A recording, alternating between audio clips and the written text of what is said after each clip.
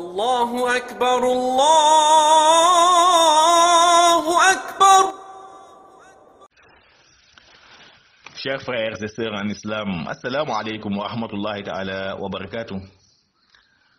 Nous allons vous parler aujourd'hui dans votre émission chronique du Ramadan des actes annulatifs du jeûne. Le jeûne, chers frères en islam, est annulé par les éléments suivants. Premièrement, toute matière, qu'elle soit liquide, gazeuse ou solide, qui entre dans l'organisme à travers, bien entendu, le nez, les yeux, les oreilles, entre autres, à l'image des collyres, des perfusions, des injections, des vaccins même, et autres, tout cela annule purement et simplement le jeûne.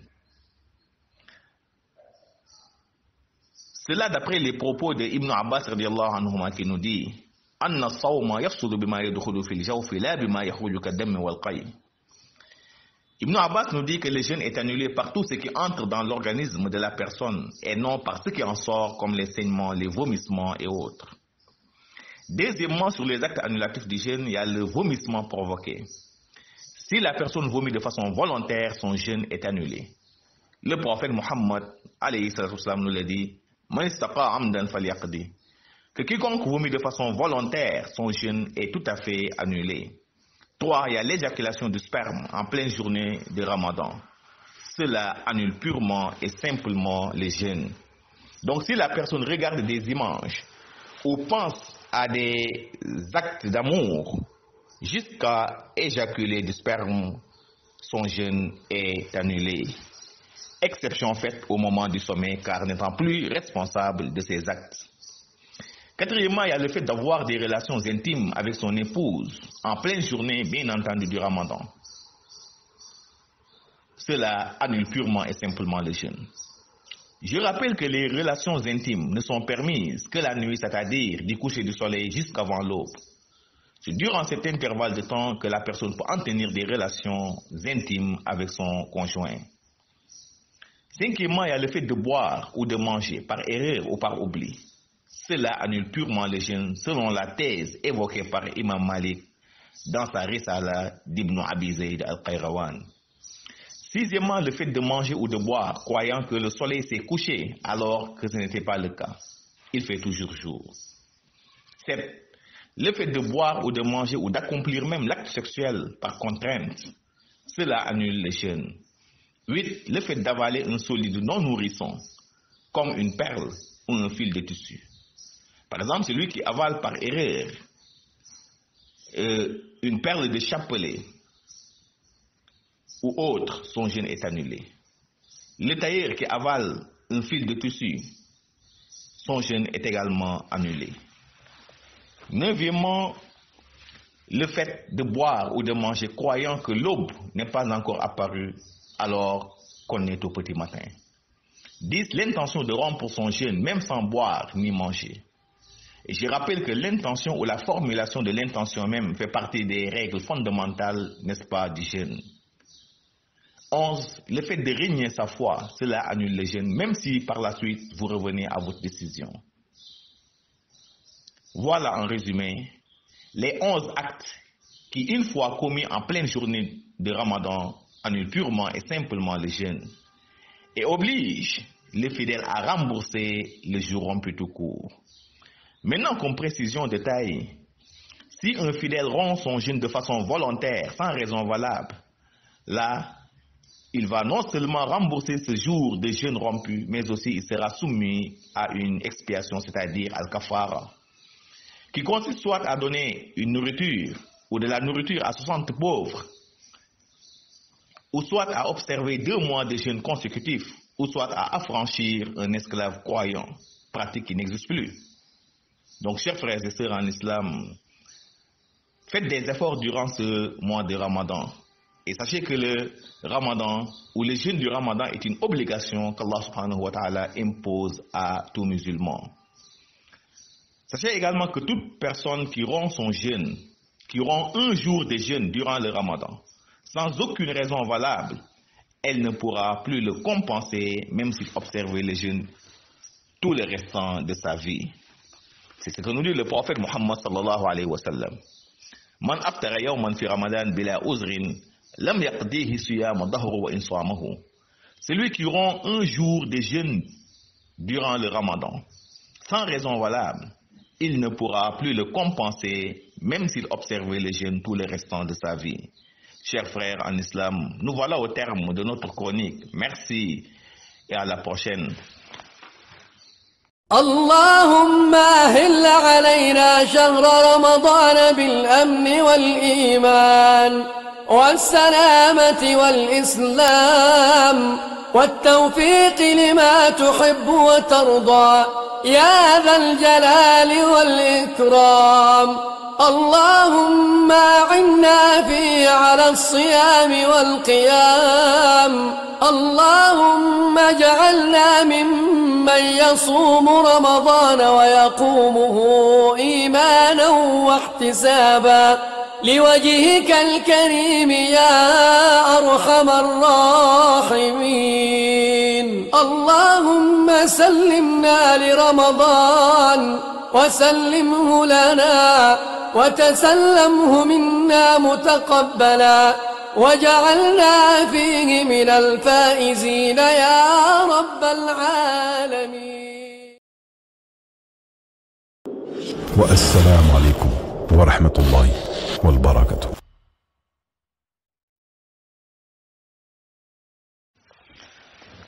mbokk yi asalaamaaleykum wa rahmatullahi taala wa barakaatu. seen mbokk Imam Mokhtar Ndiaye moo dellu si leen lay biir ci waxtaan yi muy am ak yéen di chronique Ramadan saa su nekk ci koor gi. tey nag nuy waxtaan ak yéen ci yi nga xam ne mooy yàq koor. xam ngeen ni day jaadu ci ab jullit ci bépp jaamu yàlla nga xam lan moo koy yàq bu ko defee nga mën ko defar. koor nag li koy yàq daanaka fukki mbir la ak benn yoo xam ne bu la dalee rek koor ga yàqu na, waaye nag du tee da ngay mottali bis ba woor bu koor gi jeexee nga fay bis boobu.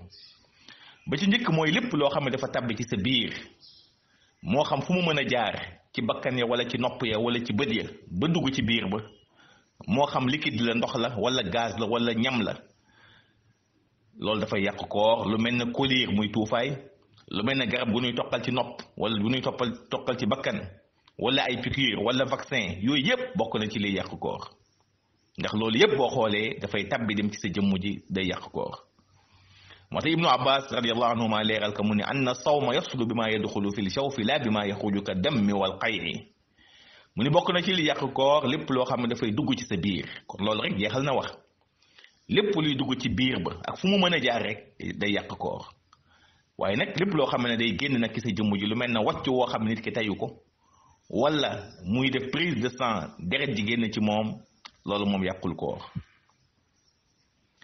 ñaareel ba ci li yàq koor mooy wàcc woo xam ne nit ki moo ko tey. boo tayee wàcc moom sa koor dog na. yonent bi nee na man istaqa amdan falyaqdi, képp koo xam ne nga tey wàccu sa koor dog na, da ngay fay bis boobu. waaye am maa wàcc woo xam ne teyuloo ko nag te dara jàllul dem ci biir ba, boobaa yàqul koor. ñetteel ba mooy ki génne mani yu ci bëccëgu weeru koor. bu fekkee mani yu dafa génn si biir si yow ci bëccëgu weeru koor muy sperme, moo xam ne nga doon xool ay image wala di xalaat ay mbir wala di seetaan ay film wala sëgg ci portable yi lu ne nga xool ko ba mani yu génn ci yow, sa koor yàqu na. fenn rek la dul yàqoo ci génnug mani yu mooy bu fekkee da nga tëdd di nelaw, ci biir nelaw yi nga gént mani yu génn ci yow, boobaa sa koor yàquwul ndax tayuloo ko, ndax yow doo responsable de tes actes. moo tax ku woor da ngay sàmm say bët, tey say bët moytu di xool image yi, rawat na tey li xew tey foo sànni sa bët gis lu xaraam, kon day jaadu ci lu di mu fekk ay bëtam, rawat na ci bu wooree. bokk na ba tey ci li yàq koor mooy di ànd ak sa soxna bëccëgu weeru koor, muy les rapports sexuels. rapports sexuels yi nag guddi rek lañ ko permettre nit ki ci jamono koor. kon bu jant soowee ba heure xëdd foofu mën nga ànd ak sa soxna, waaye bëccëgu weeru koor moom dañ la ko tere. ku ko def sa koor dagg na. juróomeel ba mooy nga lekk wala nga naan ci njuumte. képp koo xam ne nga lekk wala nga naan te ba nga koy def njuuma tax, na nga xam ne sa koor dagg na. bu koor gi jeexee da ngay fay bis boobu. boo demee ci risaale ibnu abi zayd al qayrawani, neen képp koo xam ne da nga juum lekk wala nga juum naan, na nga xam ne sa koor dagg na, da ngay continuer koor ga bu koor gi jeexee nga fay bis boobu. juróom-benneel ba mooy nga lekk wala nga naan njortu ne kat jant sona te fekk jant bi sowul. xam nga léeg-léeg ci jamono nawet mën nga dem ba 18 heures asamaan si lëndëm kuruus, nga defee ne jant bi sona dog jot na nga dog, ba nga dogee rek jékki saar naaj bi génne ci kaw boobaa na nga xam ne sa koor dog na bu koor gi jeexee da ngay fay bis boobu. juróom-ñaareel ba mooy nga lekk wala nga naan wala nga ànd ak sa soxna te fekk dañ la ko forcer ci contrainte boobaa na nga xam ne sa koor yàqu na bu koor gi jeexee da ngay fay bis boobu. juróom-ñetteel ba mooy nga wan loo xam ne du ñam lu mel ne peru course wala wëñ wala yu demee noonu nga wan ko xam nga yooyu du ñam waaye bu tabbee sa biir ba rek day yàq sa koor mooy waxu Ibnu Abbas jaret anna sawma yafsudu bi maa yadxulu fil jawfi lépp loo xam ne dafay tabbi ci sa biir donte du ñam sax day yàq koor. kon kii nas kurus tey bu wannee benn per ca ba muy nas kooram yàqu na day fay bis boobu. tayir bay ñëw bu wannee wëñ kooram yàqu na daf koy fay. naka noonu tamit juróom-ñeenteel ba mooy nit ki lekk wala nga naan defe ni xëdd paaseegul fekk xëdd paase na toog sa néeg di xëdd rek defe ni waxtu wi jotagul fekk bët set na boobaa tam da ngay continuer nga jàpp bu koor gi jeexee nga fay bis boobu. fukkeel ba mooy ku mabbu sa yéene mooy nga toog ba mu neex la nag di man sama yéene de mabbu naa ko yéeneetuma donte lekkuloo naanuloo sax sa koor yàqu na ndax yéene waxoon naa dafa bokk ci arkaanu saw mi muy ponki koor. yéene dafa bokk ci ponki koor ba tax na boo ko mabbee rek daanaka sa koor dafay yàqu. fukkeel baak benn mooy ba ci mujj mooy képp koo xam ni dafa murtat yàlla si yàlla musal mooy génne ci diine lislaam moo xam da nga jëf wala da nga wax lu lay génne ci diine buñ la waaraatee ba nga dellu si waat ci diine sa koor ga nga yoroon moom yàqu na. kon yii mooy fukk ak benn yi nga xam ne dafay yàq koor mbokk yi ku mu dal nag lay war ci yow mooy nga fay bis boobu rek te du tee bis ba bu koor ga bu yàqoo tamit bul ne yàqu na rek damay lekk naan bu xasee yàqu moom da ngay continuer koor gi waaye nag bu koor gi jeexee nga fay bis boobu. may leeral na képp koo xam ne da nga tey bëccëgu weeru koor nga tey lekk wala nga tey naan wala nga tey ànd ak sa soxna yii yëpp nga def ko ci bëccëgu weeru koor te amul benn ngant bu tax kooku na nga xam ne tooñ nga sa borom tooñ bu rëy rëy rëy faw nga jéggalu sa borom subhanahu wa taala ba noppi nag fay bis boobu teg itam lu ñuy wax kafaaral nag mooy benn nga leel juróom-benn fukki miskin wala nga woor ñaari weer yu toftaloo wala nga goreel jaam te loolu amatul léegi. te képp koo xam ne dog nga benn bis ci weeru koor na nga xam ne boo doon woor sa ngir dund sax fayul bis boobu pour wan leen ni koor kon farata la goo xam ne kenn waru ko caaxaane.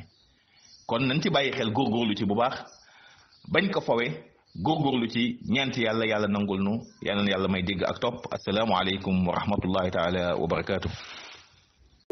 wa assalaamu aleykum wa rahmatullahi wal barakatuh.